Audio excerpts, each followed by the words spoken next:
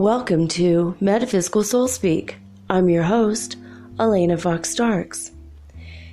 Oh, guys, I don't know about you, but I do know that 3 or 4 people on YouTube today, people that I tend to go listen to or read their comments. Sometimes you could put, instead of just a video, you could put a comment up, and other light workers are just feeling like it's just been a bad day, you know, just sadness or depressed feelings, or feeling discouraged, defeated, lots of arguments, lots of negativity. I want to say Metaphysical Mike and who else mentioned this today? I think Aja Andromeda maybe mentioned it yesterday, as well as Phil Good even made some comment about it. In the past 24 hours, all these people have said it. And you know, when I first started hearing and reading about this early in the morning, I was like, nah, that's not my experience, you know, glad it's not. But then I started, and I got up a few hours later, I went back to bed. I should have stayed in bed today. I every interaction I had today, all day long. I woke up feeling, yesterday actually, I guess it was halfway through my show. Halfway through recording, I just got so much physical pain. It was absolutely unbearable. I didn't know what to do about it. It was just really, really bad. And my son had gotten sick again, and he's like, I'm sick again. And I'm like, I don't know. I don't think I'm sick, but I don't know. And then today I went and asked him, hey, did you feel when you first got sick, were you in a lot of pain? And he's like, yeah, I was like, my bones were aching, and every time just taking a step, my ankles were hurting, and everything was just horrible. And then all my muscles started to get stiff. And that's how all night long I tossed and turned. I couldn't sleep. And I finally fell asleep. But I think the more I've talked to my higher guidance, my spiritual team, and my healing team, I don't have a virus. I don't have a bacterial infection. I feel sick, but I'm not sick. It's ascension symptoms. So I feel like there's something going through the whole collective, whatever it is. Lots of anger, lots of negativity, lots of self-defeating behaviors or thoughts, ideations of harming others or self-harm. A lot of stuff like that's been going through. It's not just in my immediate vicinity, because you all know me by now, right? I've done like 160 plus episodes, and it's not my normal MO to feel negative. I would have no listeners if I was constantly negative, right? So I know that's not me. It's not true that I encourage that behavior.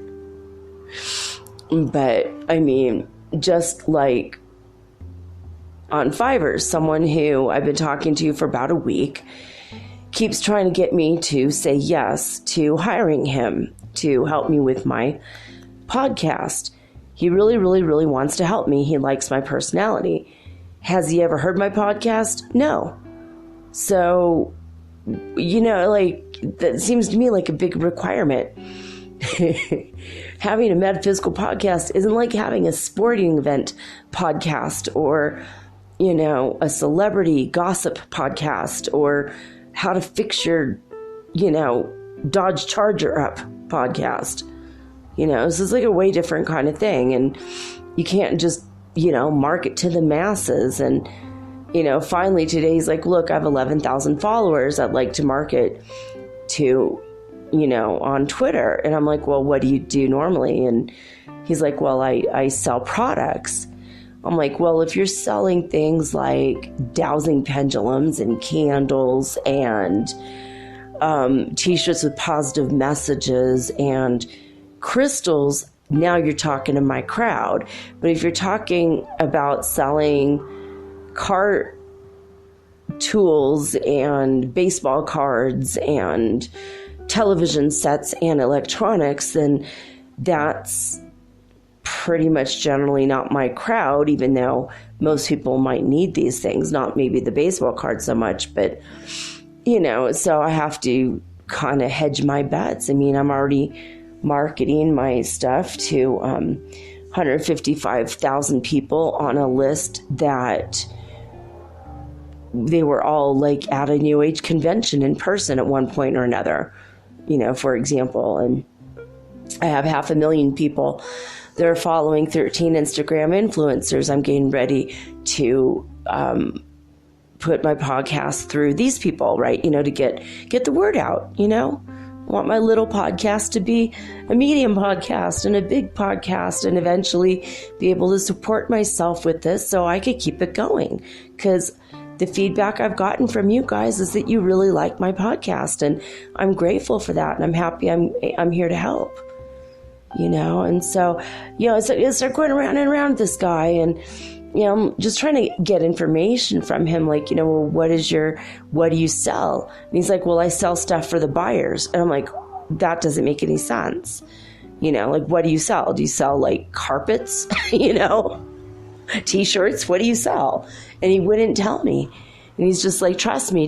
And then he like actually lashed out and personally attacked me. He said, you don't know anything. You're not trained in this, and I am, and why can't you trust me? And I'm like, because you can't answer one damn question straight. That's why, hello. And I'm like, you don't know anything. And he's like, what do you really want? I'm here to sell your products. I'm like, that's right there the problem. I'm not selling a damn thing. I've got a podcast. It's not a product. You can't sell a free it's a free podcast. I'm not selling one thing. All I'm doing is talking to people about spiritual things for free. I want listeners because my sponsors pay me when my listeners listen to my ads. That's it.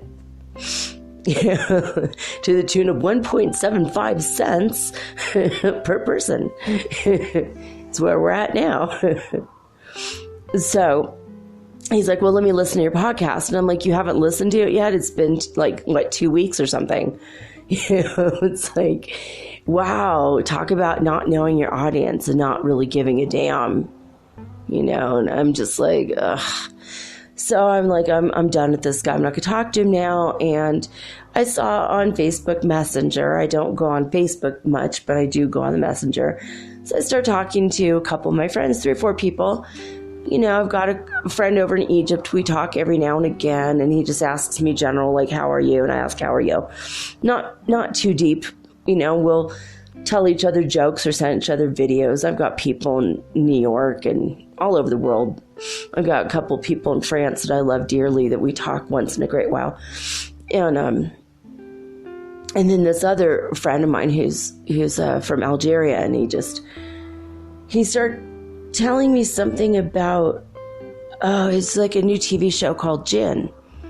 I'm like, I've worked with Jinn a lot, and I can't wait to see this. This is really exciting. And he's like, what do you mean you've worked with Jinn? Are you serious? You're kidding me right now. Why are you trying to make me feel weird? And I'm like, I'm telling the absolute God's honest truth. I don't joke about working with spirits. It's pretty much what I do. Did you not favorite my podcast a week ago? It's like basically he went and favorited my podcast and didn't listen to one episode, so he doesn't know anything about me from the podcast level, which is pretty much, I'm telling you guys, true and straight up who I am. I'm genuine about the person that I am and what I do, and I'm very absolutely open about the fact that I recently discovered that I have several family lines that come from hereditary witchcraft, even though in the past 2 to 3 generations, nobody bothered to mention it. So imagine my surprise when I start noticing things in my children and in myself that, you know, are happening around us that are like actual magical things. Like an example being the other day when my son went to the mall and he wasn't feeling terribly good. He wanted to go get us some stuff like yogurt or something at this one restaurant. They have excellent yogurt, like Greek yogurt, and some yucca bread. It's made from pan de yucca. It's like a really good bread. It's like made with mozzarella cheese. It's like excellent. It goes really well with it's kind of a thing here in Ecuador. It goes with yogurt, berry yogurt. It's like sugar-free, really high quality yogurt. So we do this every 2-3 weeks. Anyway, so I just said, oh, you know what? I just told God I need it to not rain on my son on his way there and on the way back. And my son came home. I'm like, hey, I asked God and I wanted to know because I also visualized it. And I feel like I kind of manipulated the weather a little bit. What did you notice when you're outside? And he said, well, it was like raining across the street, but it didn't rain on me the whole time. You know, so stuff like that. You know, it's like one time my oldest caught a chair in his room on fire while he was sleeping and had a nightmare, and he woke up and his chair's on fire. This stuff isn't normal. You know, it's like when you don't know you have hereditary witchcraft and this crap starts happening, you're just like, oh my God, now I've got to learn how to manipulate the power in a way that will be safe for myself and others, obviously. You know, but having that kind of, if you could learn how to do it, I think, what if you're stranded in the woods? You create a fire so you stay warm at night. You know, some of these skills could be helpful. You know, my youngest, many times around him when he got angry when he was a little kid, things would break. He dropped a plastic straw and it shattered into a million pieces in front of a lot of witnesses. And everyone started making a big deal out of it, and we had to get out of there. It was creepy, like, you know, the way people started looking at us, like, oh, you know, like it was just weird. Like we've never seen. Yeah, usually you drop a plastic straw, it bounces. It doesn't ever break. It was a normal straw. It was nothing like. It wasn't like a 20-year-old straw or something. It was just normal. How that happened to this day, I'll never know. I saw him get angry once when he was about 6 or 7 years old, and a Starbucks bottle, which is tempered glass, they usually pour hot liquid into it and it never breaks. You could usually drop one of those bottles and sometimes they won't break at all. And no one was touching it. He was sitting across from it, and we're in the waiting room, and he's mad because he wanted to go home. We're in a waiting room for the emergency room. I was having an asthma attack, and I needed a treatment. And I needed some medicine, and they were taking their sweet time, and we were there for hours. It was really, really frustrating because asthma patients are supposed to be seen right away, and I was having a hard time breathing, and they didn't care. Well, my kid was upset, and all of a sudden out of nowhere, that Starbucks bottle not only burst into a million pieces and went flying across the room, and it went into like people's hair. Like glass particles went into people's purses and bags and backpacks and in the folds of their jacket. And it was like, I mean, you know, so anyways, like trying to explain to him, you know, to this stuff that, look, I mean, I didn't set out purposely seeking out magic. I've always been drawn to it. But when I found out it's a hereditary thing. So then he starts judging me and telling me that I'm haram, and which means like you're a sinner, and that means you're a bad person. Then he said, I can't believe we started to become friends, and now I find out you're a bad person, you're evil, you work with spirits, you're really bad. And he just started being all kinds of judgmental, and I just was like trying to be patient. Hey, you know what? Judge not lest you be judged. That's what Jesus said. And then he started saying, oh, I thought you were a Muslim. You lied. Now you're saying you're a Christian. You're quoting Jesus. I'm like, I never said I was a Christian. I'm definitely a Muslim. So it's like all this bullshit, all this religious bullshit. It's all just bullshit, you know? And I'm like, what the hell? You know, like it says in the Quran clearly you're not supposed to upset people. It says in the Quran clearly you're not supposed to argue with people over religion. It says clearly in the Quran we are to respect Jesus and Moses and all the branches of religion that are tied together, you know, Judaism, Christianity, and Islam as well. And so it also says we are to study the teachings of these other people as well and understand them. And then I finally was just like, you know, you're trying to tell me that I'm evil and that magic is evil, and anyone who does magic or is anywhere around anything that's remotely related to witchcraft or magic or things that are supernatural and can't be explained are going to hell. And he's like, well, yeah, that's what happens when you're evil, you know? And I'm like, all right, and then I'm going to have really good company with Moses, who threw a stick onto the ground and it became a snake. I'm going to be in good company with Moses because he was able to part the Red Sea by asking God and putting his staff down into the ground. He created many miracles happen around him. They call it miracles, but to me, that's the same thing as magic. And then I'll be in hell with Jesus, who created water, turned water into wine to keep the party going at a wedding. He cursed a fig tree and it died. You know, you can't tell me that I'm going to hell, but they're good people. If they're good people, then so am I, because I don't use any of my powers for evil. And I never have. I've only used it sometimes to defend myself and my family or to protect us.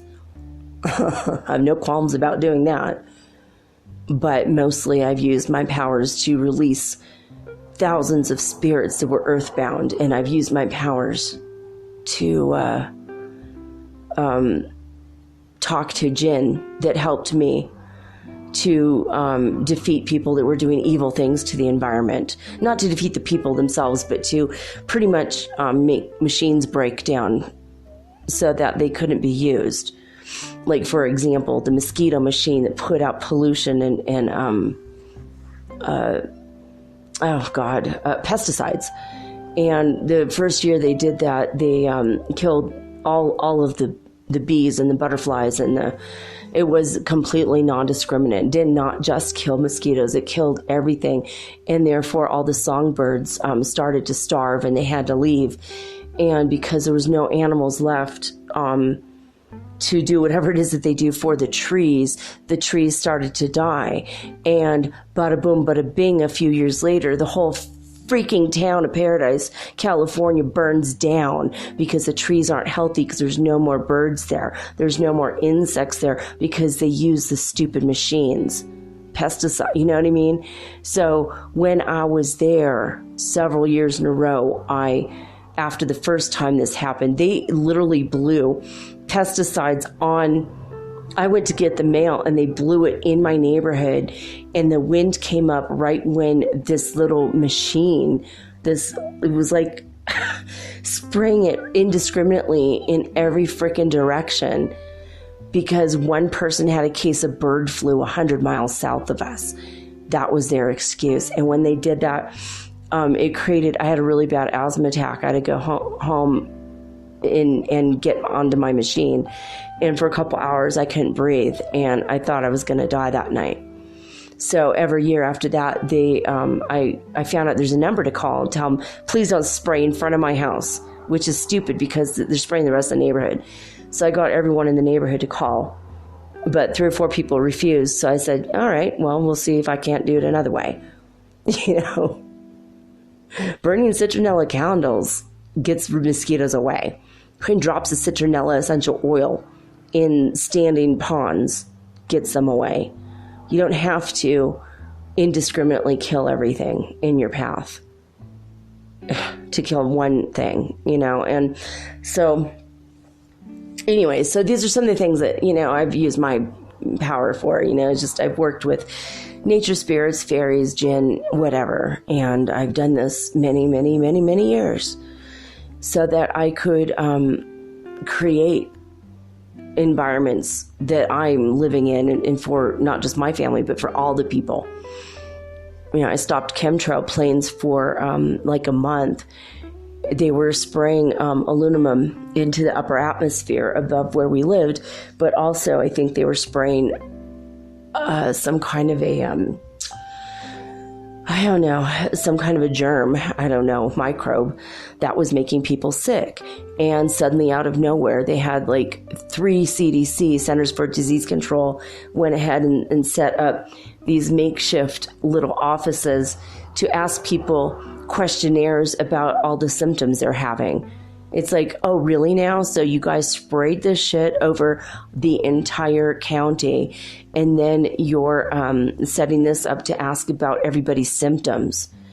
This was about the time, this is right after, actually. This had already been going on for a while, and that's why I decided to stop the planes, and I asked a lot of jinns to work with me, and they did, and the planes didn't go down, nobody was hurt, nothing like that, but we made it so that they had the idea to go and stop spraying. And within 10 minutes of my focusing on this, they stopped. And the temperatures rose that summer to record highs because they're spraying aluminum in the upper atmosphere to block out the sun, which I think was kind of a stupid idea because the particulate matter, what goes up must come down, and people were getting very sick. And then on top of that, there was some secret stuff in there too. And the people were all getting very, very sick. I mean, all at once, like our whole neighborhood was sick, and we all started having nightmares, and the nightmares that we were all having were identical to each other. Like we could walk half a block away and they were having the same nightmares, those neighbors, as what my kids were having. It was like a mind control experiment of some sort. So those are the kinds of things that I've like tried to stop using magic or communication with nature. Anyways, this guy just started, he just like created a headache for me for like 2 or 3 hours. And because we had been friends, we had already started to become friends. It's the only reason I didn't just freaking block him and delete him already. So, and then it's just like literally every freaking interaction I've had today. And like the times that I was by myself in my room, I was giving love and encouragement and telling people how great they are. And I mean, it's like, it wasn't like attracting like, it was like opposites attract for me today. I woke up in a lot of pain, not feeling good physically, but I had a positive attitude. And yet everyone around me was just full of crap. And then it got to the point where I just felt defeated and sad and alone, and I started to feel pretty negative after a while because it just got me down, So anyway, that's what I'm going to do my episode on tonight, because in case you guys have had similar things, I'm going to give you some advice that might help you get through these really, really bad days. All right. But before we get there, I'm going to tell you that we are at 99 on the Ascension Symptoms Scale. This is, should be kind of obvious because of how much pain and how much crazy negativity has been going around, and also how much just feeling tired and I don't know. For me, I've been just like, how we sometimes get the hot flash thing. I've been getting cold flashes, a lot of cold flashes. I'll be normal, and then all of a sudden my body temperature drops like so rapidly that I'm like shivering and freezing, but I don't have a fever and I'm not really sick. So cold flashes, that's what I'm calling it now. All right. At 9 o'clock UTC time, it says, after the 46 hertz peak reported, they say below, they mean yesterday. It was not calm, but moderate activity that continued with peaks throughout the period between 15 and 30 hertz. And then at 17 in the evening report, 1700 UTC time, they state, today's activity from the chart was moderate, but lasted for a long time, around 17 hours. Holy bejesus, no wonder. 17 hours, returning to normal values around 13 UTC. The most powerful peak was the one reported previously at 46 hertz. I mean, 46 hertz, that's why. 17 hours, that's a long time. That's pressure. It's like we're in a pressure cooker, energetically speaking. So, all right. I don't know. Ironically today, the A Course in Miracles lesson 6 is so perfect timing. I am upset because I see something that is not there. So the examples that they give, and you should go and read the whole lesson because this is an excellent one. So you have to name the form of upset and the perceived source very specifically. So example of this idea is, I am angry at blank because I see something that is not there.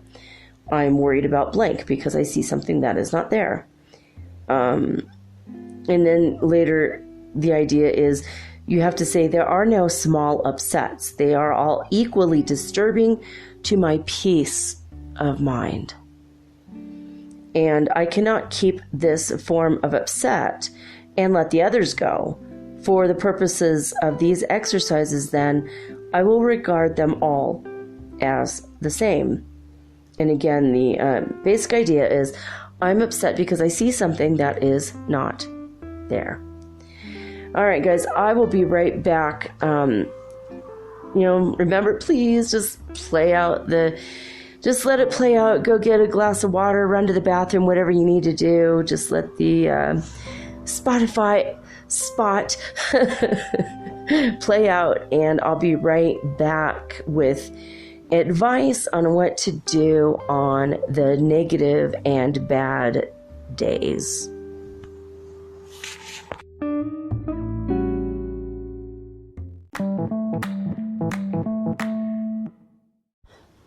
If you're listening to this, you obviously like podcasts, and you probably like music too. Long walks on the beach, romantic dancing under the stars, and oh wait, we're not doing that right now.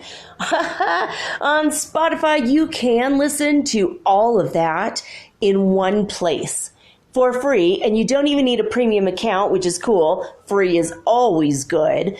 Spotify has a huge catalog of podcasts on every topic, including the one you're listening to right now. On Spotify, you can follow your favorite podcasts so you never miss an episode. Download episodes to listen to offline wherever you are, including your long romantic walks on the beach. Also, one thing I love about Spotify is that you can easily share what you're listening to with your friends via Spotify's integrations with the social platforms like Instagram. So that makes it really, really versatile. Just search for Metaphysical Soul Speak on the Spotify app or browse podcasts in the Your Library tab. And follow me, of course, don't forget, so that you'll never again miss an episode of Metaphysical Soul Speak. Spotify is the world's leading music streaming service, and now it can be your go-to for podcasts too. Thank you guys so much for supporting Metaphysical Soul Speak on Spotify.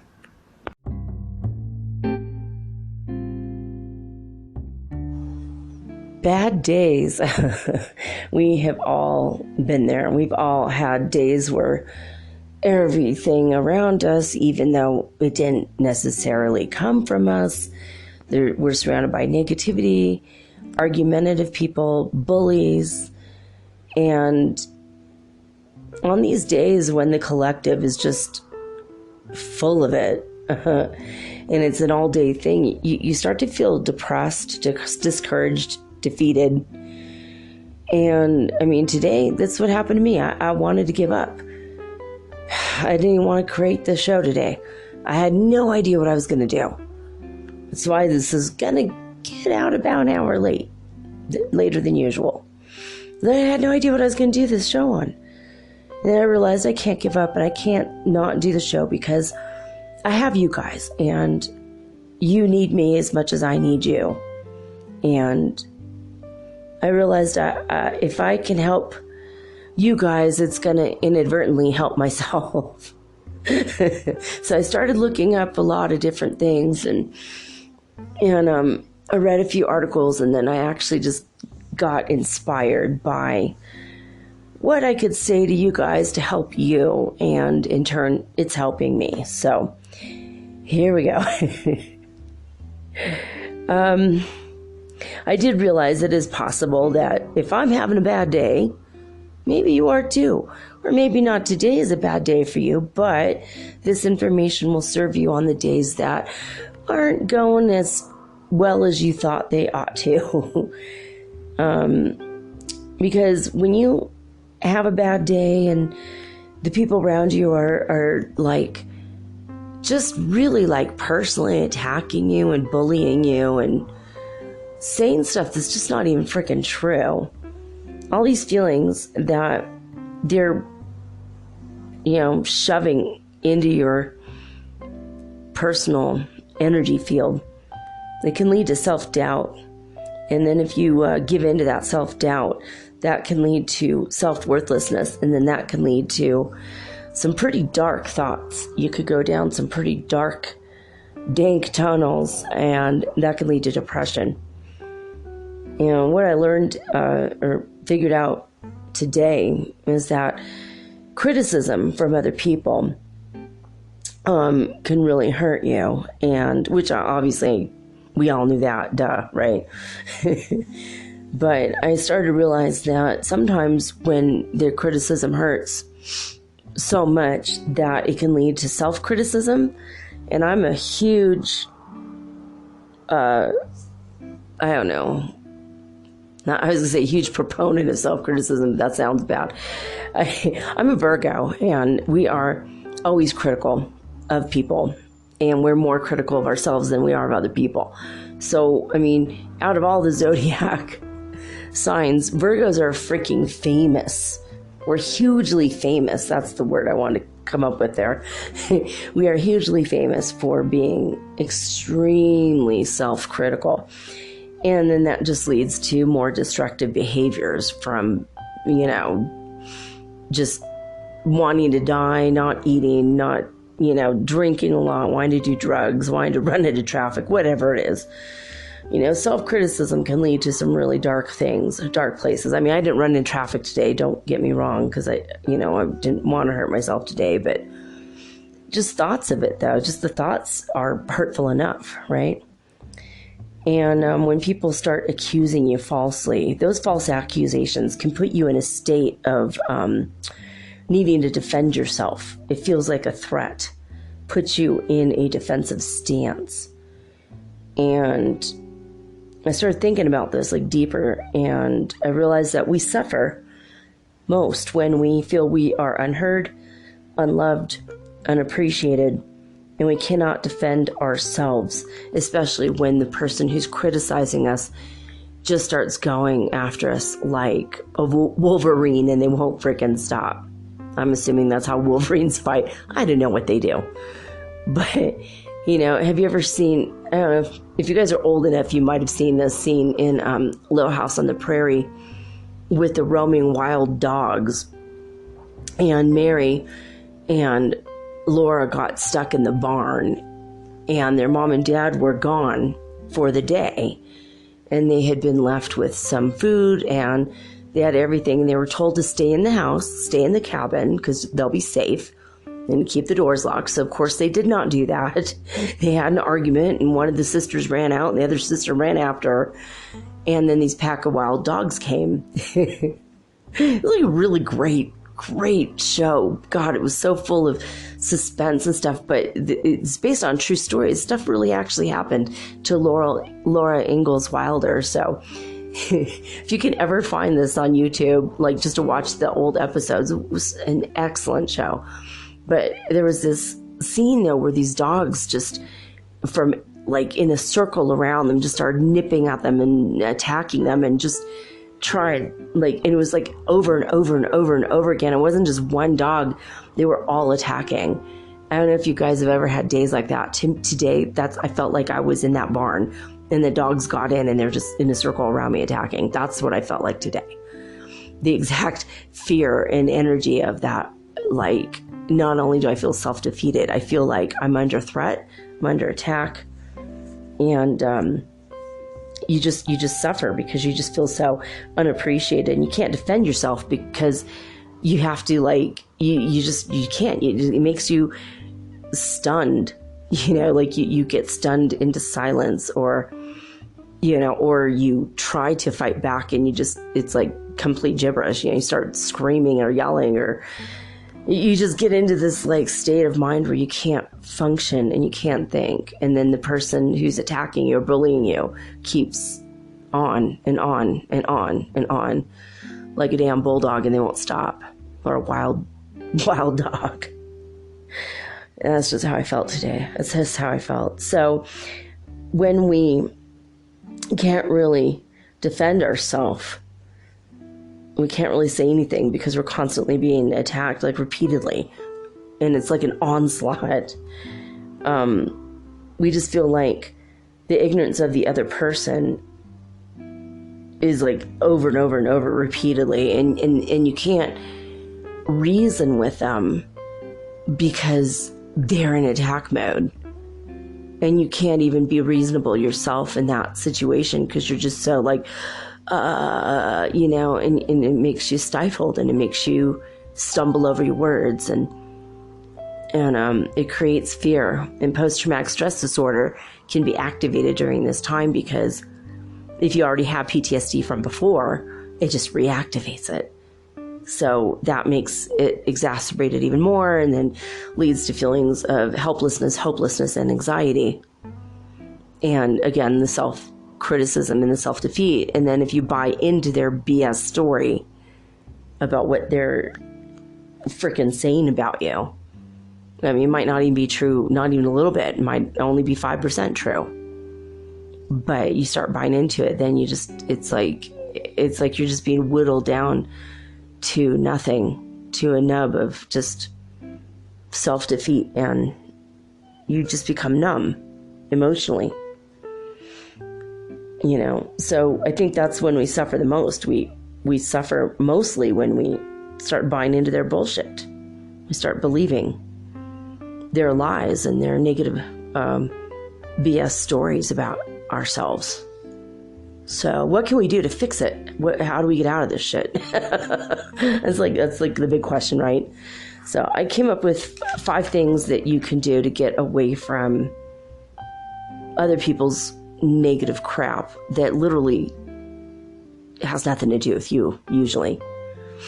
I'm not upset for the reason I think. I'm not angry at that person for the reason I think. What was the lesson for today in the Course in Miracles is like so perfect for today for me. It was just like, yeah, this is, oh goodness. I'm looking at this here. Okay, here it is. You're not really, it's just hard. It's like this onslaught. Like, yeah, I'm upset because I see something that's not there. Like when I was being attacked today, I literally had the image in my mind. I saw something that wasn't there. What I saw that wasn't there was like I was surrounded by a wild pack of dogs, and they're all going to eat me. They're baring their teeth and they're scratching me with their claws, and that it wasn't actually happening. But I was upset because I was afraid because I saw something that wasn't actually there, but that's where my mind went. Our minds do that. It's part of the freaking matrix and the mind constructs that this world is made up of. So what can we do when we get into these horrible, negative, crazy states of mind? the number one thing is, if you are on an electronic device where this person is attacking you, number one, just turn off the phone, hang up, close the laptop. If it's somebody who's super duper attacking you and, threatening your life, or if they're using hate speech or racism, you can report them before you block and delete them. I've had to do that many times, out of nowhere. I had one guy literally tell me that he's gonna come to my country and blow up my family and kill me. Like, well, I'd like to see you try, mofo. I've got my, ready. I'm ready for you. Come on over. Let's see if you get in. And then immediately I reported him to the CIA. And a few weeks later, the Taliban, in which he was a leader in, was actually defeated.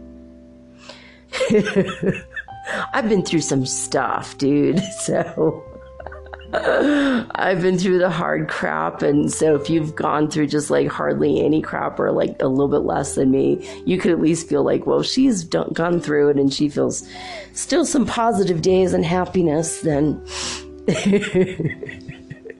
hey, you can always serve as a bad example, right? Or a good example of what to do in the worst circumstances possible. So the number one thing is, report, delete, and block the person if it's really bad. If it's like your sister, maybe you can't do that.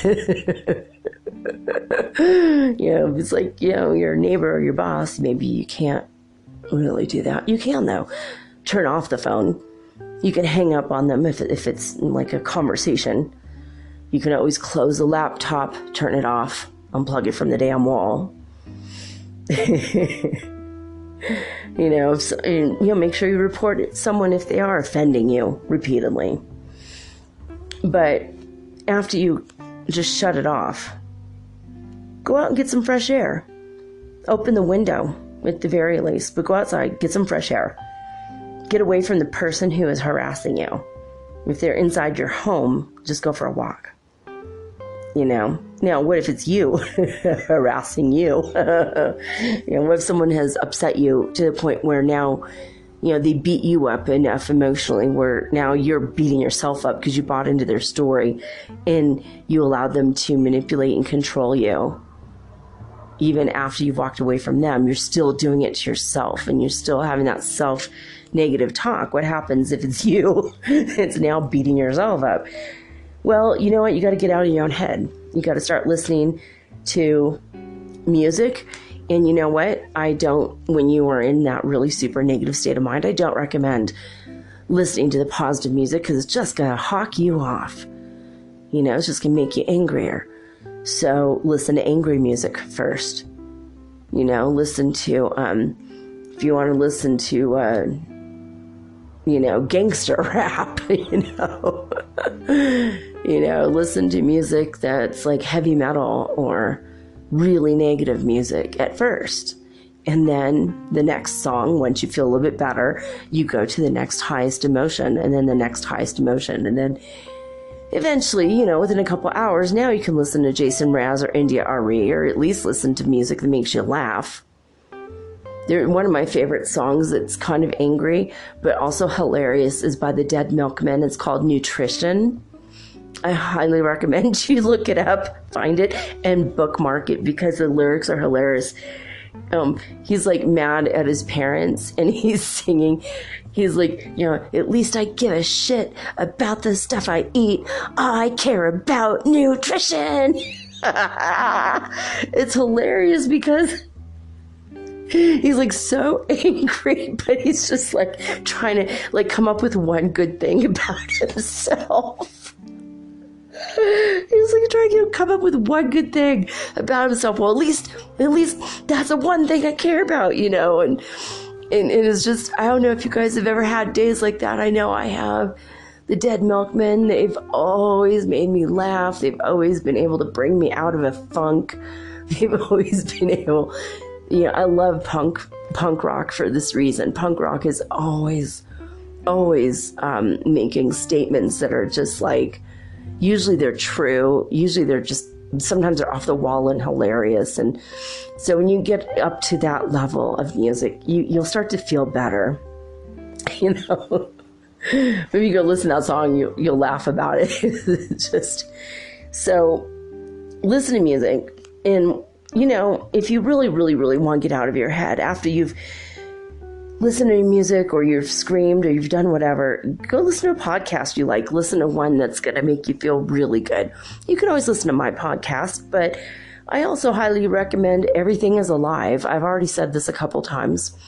I love this podcast. It's hilarious. This guy is literally interviewing objects, you know, like a lamppost or a window. He just, this week, I haven't listened to it yet, but he just interviewed a newspaper, one edition of a newspaper. So, you know, just stuff that's like really going to engage your mind in a way that there's no way you're going to be able to stick with a negative self-talk, because your mind is going to go, ooh, shiny new object. Let's listen to that. Your thing's more interesting, you know? So that's where you want to get your mind out of that. Okay. Because you don't want to go on a continuous loop, a loop-de-loop that's just going to put you down the wrong path or the wrong road.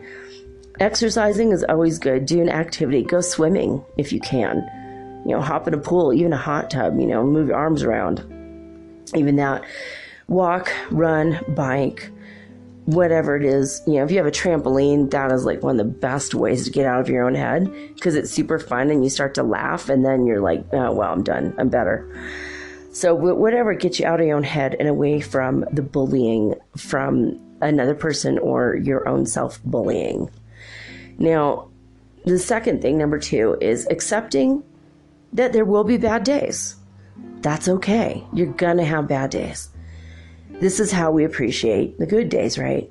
Even though we are now in the 5th dimension, until we are fully anchored in, we're still gonna have good and bad. We're still gonna be, you know, wibbling, wobbling. We're gonna be floopy sometimes, right? It's gonna be, it's just gonna be that way for a while. You know, I think another year or 2, we're still gonna, you know, be functioning in that. We have to keep trying to get ourselves out of it, but you have to understand, look around, jump up, but get down, look around. How we're going to appreciate the good days is, well, to accept that sometimes there's going to be some bad days or down days. You can't always be spiritual every freaking day. You can't always be happy-go-lucky. You can't always be funny. You can't always be positive. And sometimes the sky is gold and yellow and it's beautiful. It's gorgeous. Sometimes it's pink or purple and it's just incredibly awesome and awe-inspiring. Some days you have bright blue skies with puffy white clouds and it makes you so happy you just want to burst. And other days it's freaking ugly, cold, gray, and rainy. So if the sky is that way, I mean, this is a sign in the sky that God gives us, right? If the very nature of nature itself is to have good and bad, sometimes warm and lovely and sometimes cold and indifferent, how can you expect yourself to escape from nature? You yourself are a part of nature, so how can you escape it? You have good days and bad days, just like the sky does. You know, we love the rain. Rain is good. But you know what? Today, not only did we have really ugly, boring skies, it was rainy all day. And then it was misty and rainy. And then we had freaking hail hitting the side of my window for like an hour. I had hail. It was like that bad. It was like an all around bad day, not just the sky. I mean, like not just like in my life directly, it was like outside too. You know, I think it was a Luna Ash maybe was saying that that's going to be, the weather is reflecting how people are feeling inside. For sure, I witnessed that today. Now, what can we do on our darkest of days? Number 3, we can avoid the past and the future for now. literally for now. Focus on now. Because when you focus on your past, you're going to start focusing on all the hurts and all the times in which you're going to start looking for evidence that supports the argument of your enemy, the bully that just told you all this bad crap about yourself. Because when you start to buy into someone else's BS, you start looking for evidence. You could be a musician, but you could become a scientist in these moments. You start looking and digging around for the evidence that's true. Or then the other thing is you'll go in the past and look for evidence that you're not the thing that person says or assumed that you are. To try to defend yourself. And it puts you on the defensive. And it puts you in a very bad energetic stance. It puts you in a bad position, in a lesser position than the person attacking you. Because in a way, even though you want to defend yourself, it still makes you weak. Puts you in a power position of weakness. So you need to stop dealing with the past. You're only going to find hurt, heartache, shame, anger, guilt, frustration, because that's the state of mind you're in, right? When you have a bad day, you get into that state of mind, and then you look to the past for the evidence of all that crap. And start feeling worse and worse and worse and worse and worse. So avoid the past, avoid self-talk of the past, and by the same token, you know what? Avoid the future too, because in the future, if you're in a really negative state now, all you're going to see in your future is uncertainty and heartache. And then you're going to, again, go back to the past and go, well, I've got heartache there, so I'm going to have heartache again. History tends to repeat itself. And then you start negative self-talk all over again. Your future is uncertain. You don't know. It could be the best time of your life, period. You don't know. You don't know if your best days are coming or not. Probably they are.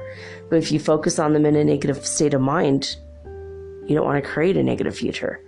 So you got to avoid the past and the future. Focus on now, right now. You have to know that now is all we have. Because you don't want your current state of mind to lead to further feelings of defeat. Now is all we have. So now is enough. Now must be enough. So you have to just focus on you now, right? Say, I focus on me now. Especially now, because we are so multidimensional that right now, in this very moment, in any given moment, we are already in this now, and we can be right now living thousands of moments. We're making thousands of decisions at this moment. So enjoy the current one that you're in right now. I mean, if someone is bullying you, you've already walked away from them. They're not bullying you now. It's in the past already. You got to just let it go. Number 4, what can we do on the days we feel defeated? Number 4, create a list of accomplishments. Now, do this before you have a defeated, horrible day, okay? Create a list of accomplishments and carry it around with you. Keep it in your wallet or your purse or your backpack. Or, if you tend to be at home most days, just put it on your wall.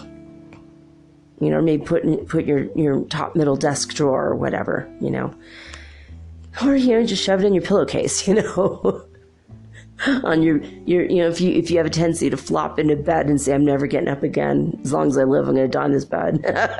If that's you, put your list of accomplishments inside your pillowcase.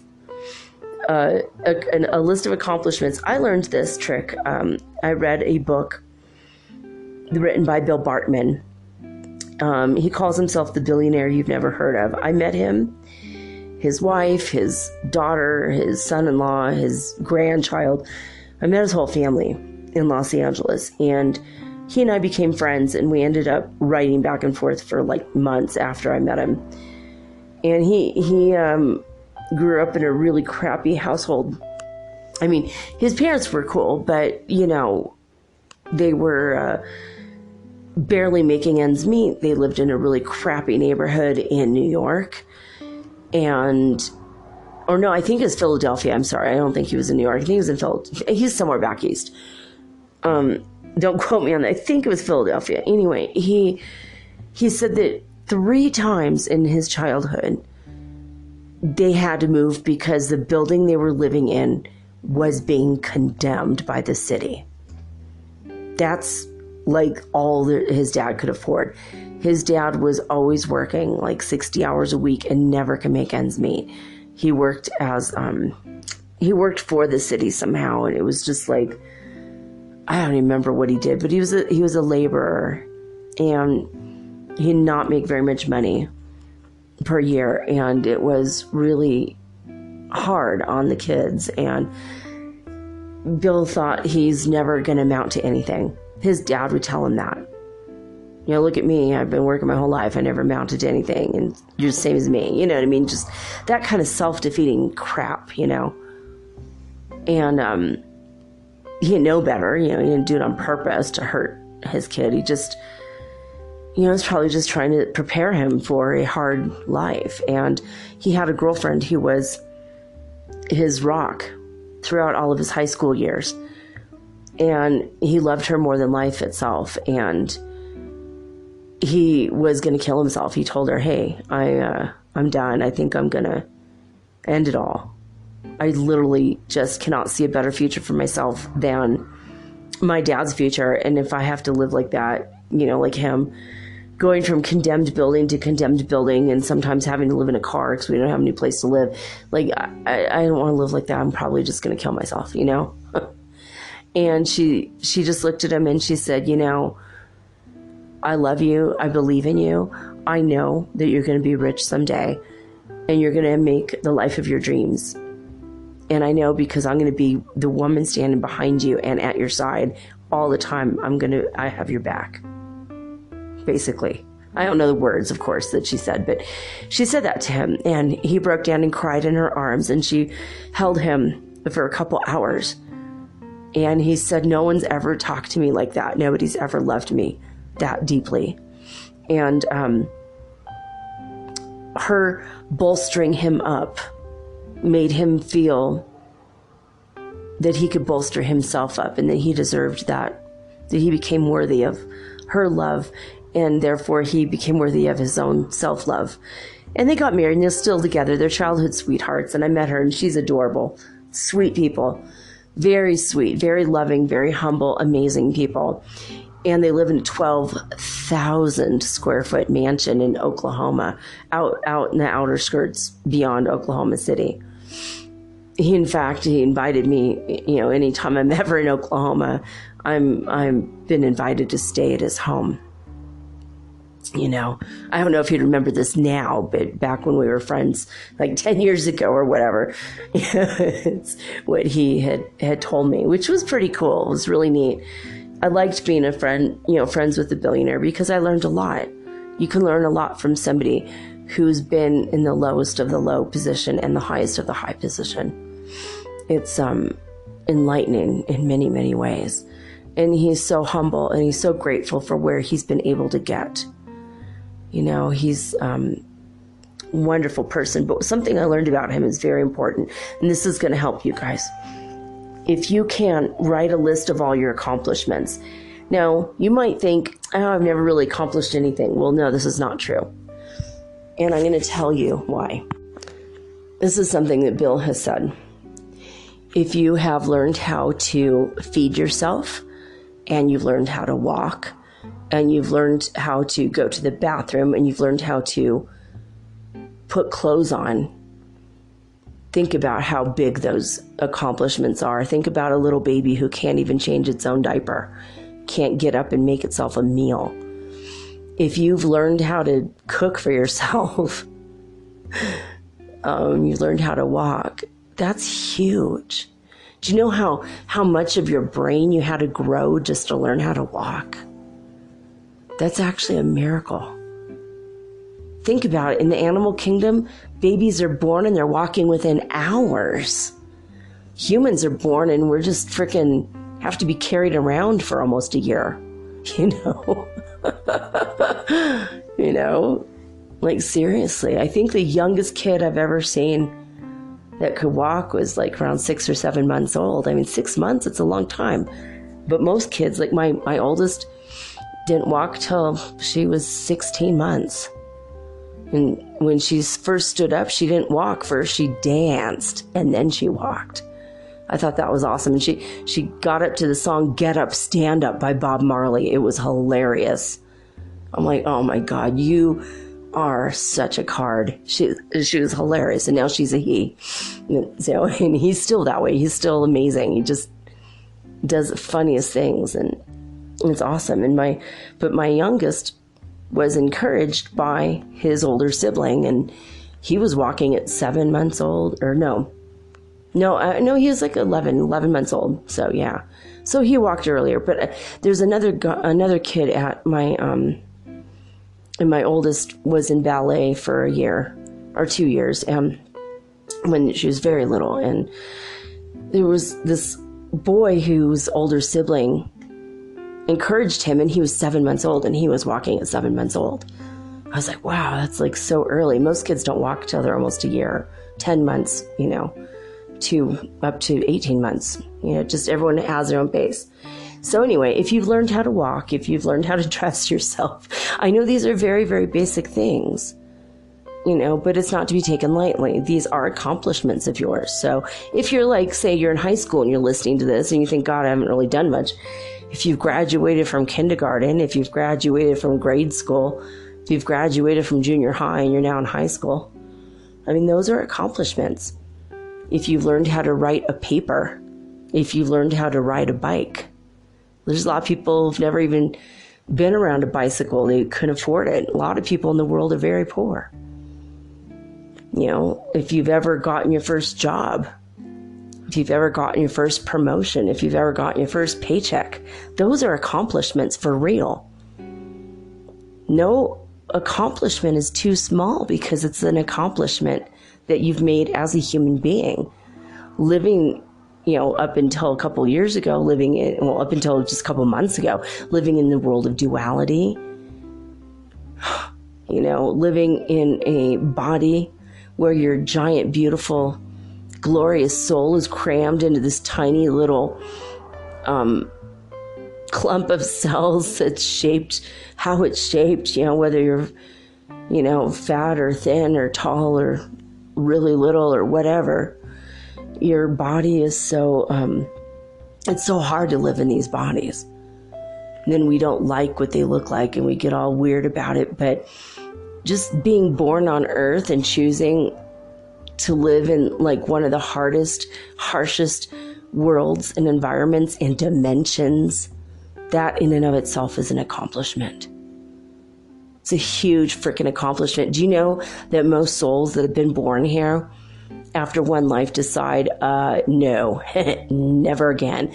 That was terrible. That was to come here and be brave enough to experience a separation from God and from love and separation from your true state of mind and your true spiritual self, to think that you're less than glorious and magnificent. That in and of itself, my friends, that is an accomplishment. That's a huge one. You don't give yourself enough credit for that. So if you've ever graduated from college, if you've learned how to drive a car, those are accomplishments. And if you write this list of accomplishments, if you've created your first piece of art, doesn't matter if it was a piece of crap and you hated it, it was still a piece of art, right?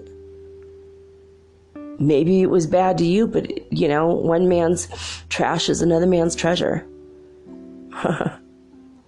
If you've ever accomplished giving to charity, if you've ever accomplished helping somebody with a selfless heart, that's something. It's really something. If you've ever mastered juggling or even how to do a yo-yo or a hula hoop, seriously, those are accomplishments. I still can't really do a hula hoop. I used to, and then I lost it. I don't know why I can't do it. It's hard. If you've ever lost 1 pound, that's an accomplishment. If you've ever overcome a serious illness, that's a huge accomplishment. If you've ever raised a child to adulthood, that's an accomplishment. If you've ever completed a course online, whether it was one class or a full degree, that's an accomplishment. You know? So write down all of your accomplishments. This is what Bill Bartman, Billionaire You've Never Heard Of, says.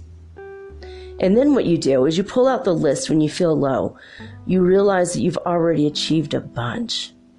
Let this be a springboard to your future success. Now, if you're ready to revel in the past, let it be your greatest hits. All right? Let it be the best things you've ever done. Learning how to walk is freaking huge. Learning how to ride a bike for me was pretty damn huge. Took me years. I am the most uncoordinated person. And then I'm an introvert and I'm terribly embarrassed. And you can't learn how to ride a bike in your bedroom away from people. So people are going to freaking watch you. I was almost learning. I almost learned how to ride a bike. And then I got to the corner of our block when I was 8 years old, and I was barefoot and there were fire ants, and I was so scared they were going to kill me. I thought they were going to sting me and crawl up my leg and kill me. So I had training wheels, so I kept my feet up on the pedals and I couldn't steer, and I almost fell into the fire ants. And I sat on the corner and cried for an hour because nobody noticed that I was even gone. And I sat there for an hour and I cried and I cried and I cried and I cried.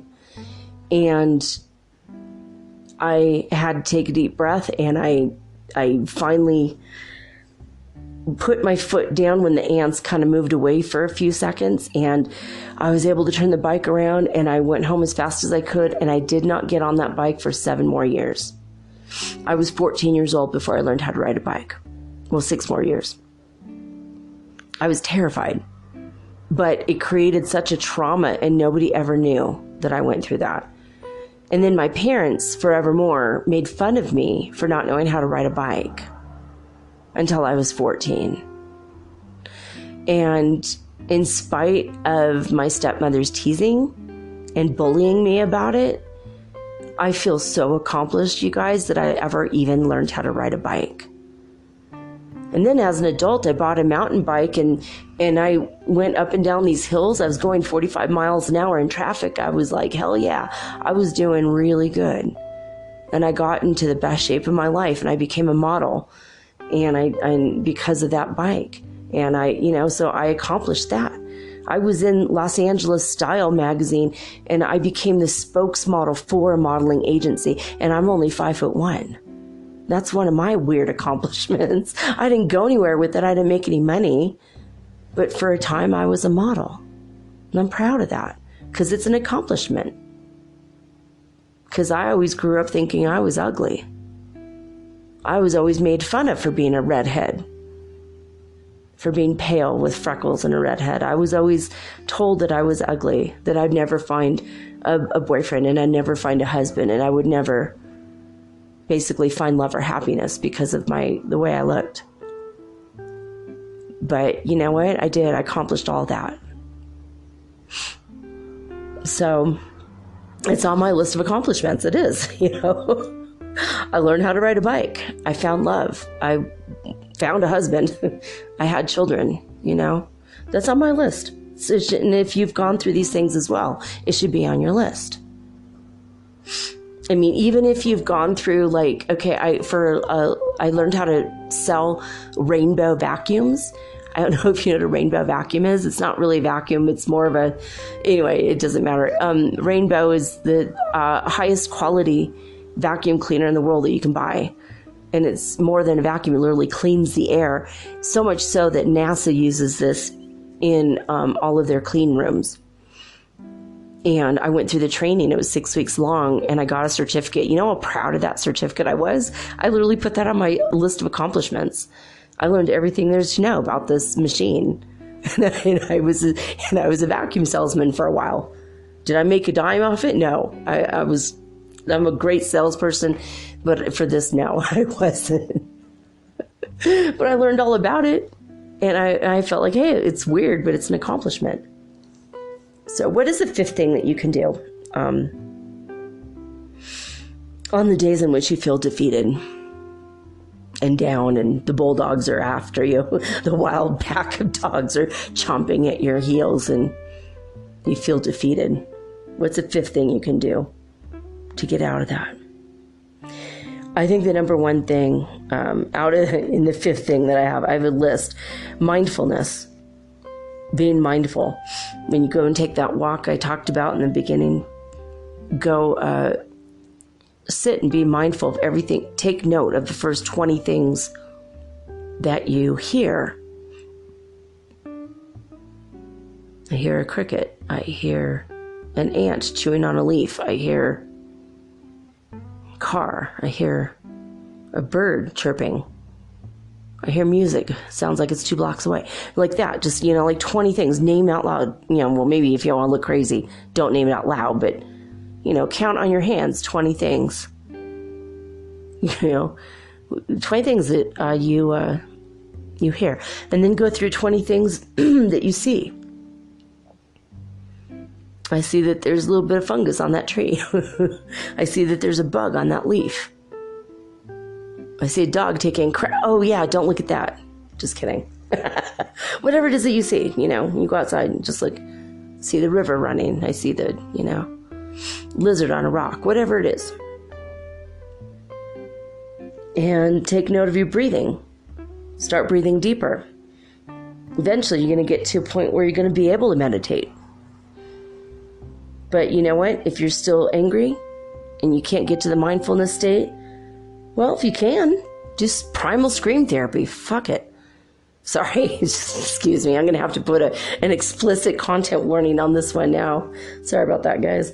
No, but just primal scream therapy. Just scream your head off. Who cares?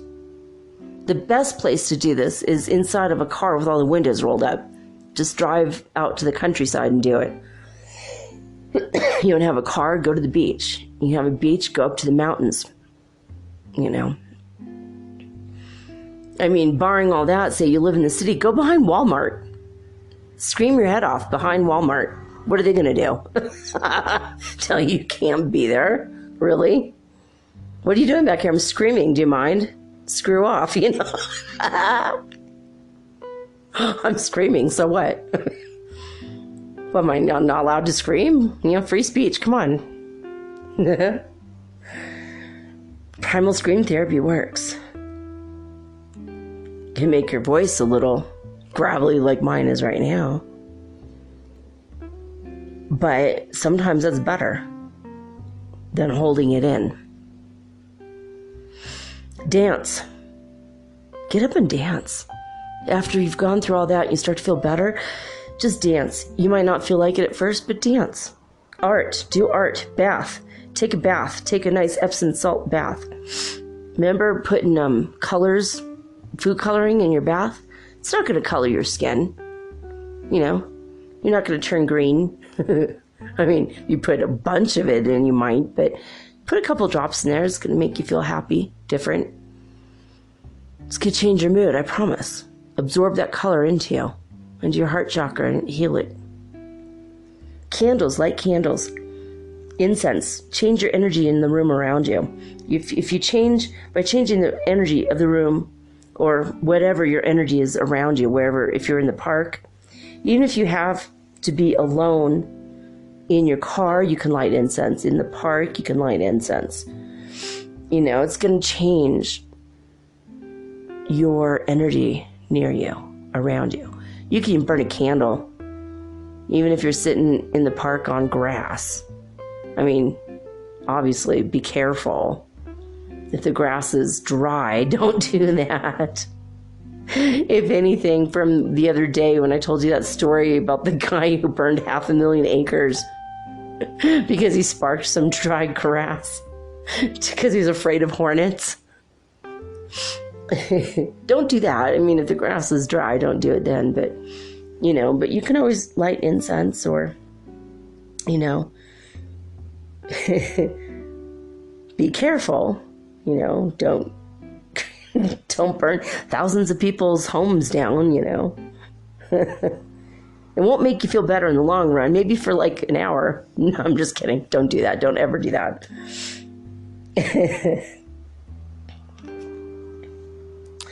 So, yeah, it's not a crime. It's not a crime to burn incense or a candle.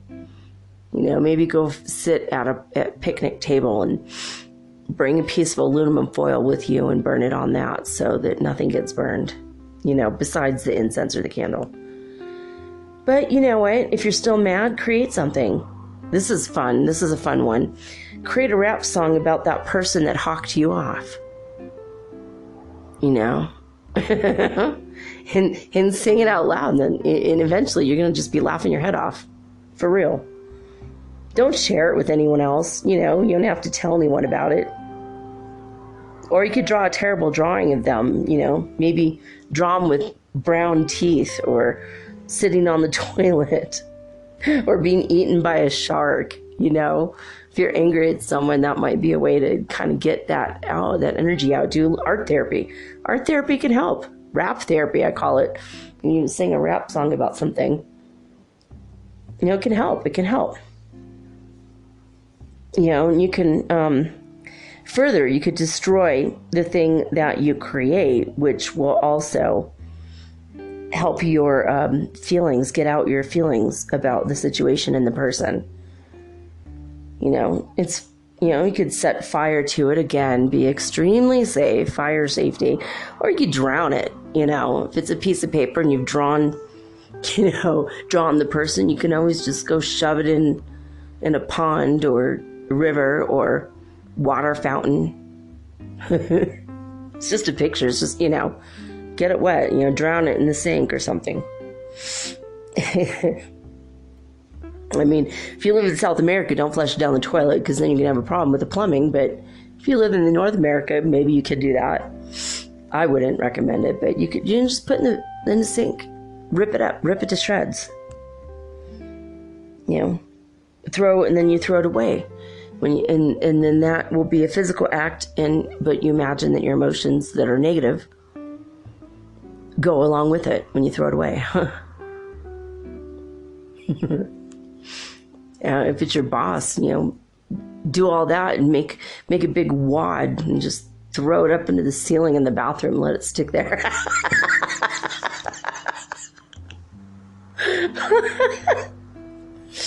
That'll make you feel better. It doesn't hurt anybody, right? Maybe the janitor who has to knock it down, but it takes like only 2 seconds to knock one of those down. I used to work as a janitor, I know. Sometimes I created those things and did it just for fun, just because it was fun, and then I got to knock them down later. But when you guys know me, I'm kind of eccentric. I like to do funny things like that. Anyway, I hope that this has helped you. This is basically what to do when you feel defeated and out of sorts because people are attacking you from every angle. Because it can be really, daunting, and you don't want to hold it inside. If you don't have a social network or people to talk to, physically in person, I mean, I already told you, walk away from that phone and the laptop. If you already, don't have anyone, that's what you do. Oh, I'm ready to sleep. What about you guys? Okay. Well, I love each and every one of you, and I wanted to thank you for being my listener, and thank you for spreading the word about my little podcast. It is still a little podcast, but it's growing in numbers. I think we hit 7,000 listens today. That's nice. It's been around, about 6.5 months we've been around, and 7,000 listens in that time. We're getting there. I will not have considered myself to have quote unquote made it until we have 1 million listens, but we're on our way. I don't despise humble beginnings. And it is what it is. So I love each and every one of you. And again, just if this isn't something that's relevant for you today, this is something that might help you in the future. Keep it in mind. If you have a bad day in the future, just, oh, wait a minute, I'm going to go listen to that Bad Day podcast episode just to, maybe get myself through it. I hope it's helping. I really honestly, genuinely hope it's helping. I had a really beautiful person tell me, I think her name is Wildflower Dreams on Instagram, and she said to me, thank you for sharing your brain with us. And she said she loved the podcast. So I wanted to shout out to Wildflower Dreams today and say thank you. That was the sweetest thing ever. And a couple more people have contacted me on Twitter and told me that they listen to my podcast, and I'm really happy. It's growing. We're finding our people. You guys are my soul tribe. Hashtag soul family. Hashtag soul tribe. I always put those hashtags on Twitter so that you will find me. And I'm starting to do those hashtags on other platforms as well. So hopefully we can all find each other. We're all family, and we're all on the same crazy ascension journey together. And we're going to sometimes have bad days. So I hope, again, that this advice kind of resonates with you and rings true. And, maybe one thing that I said today will help you and help change it all, hopefully. Anyway, take care. I am done talking. So I'm signing off now with peace and joy and the high vibes of the holy fifth dimension. Until next time, peace.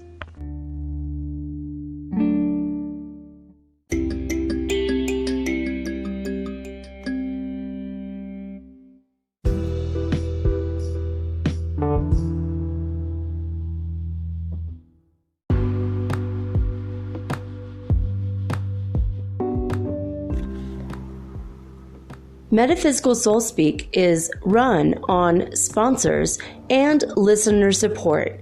This means listeners like you. If you are so inclined to support my efforts and my little podcast, please visit me at anchor.fm/metaphysical and pledge an amount of your choosing today. Thank you.